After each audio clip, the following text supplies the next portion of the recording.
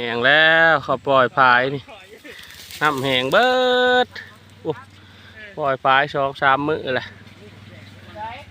เดี๋ยวจะมาลุ้นน้ำกันกับทีมงานขายย่อยเฮาว่าสิมาหรือประมาณ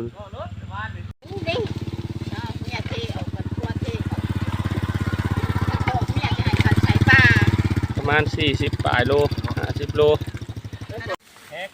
ว้ายประมาณบันได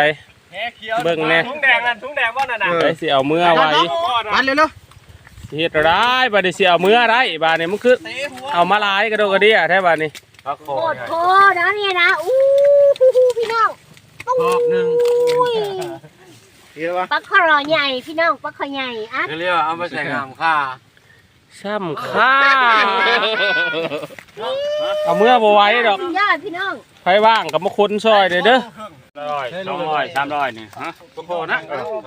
ซื้อมั้ยสิขายนี่ปลาข้ออยู่ทั้งห้างน่ะเขาซื้อโลละ100ปลาคอนี่โลละ100โลละ100เฮ้ยเอากิโล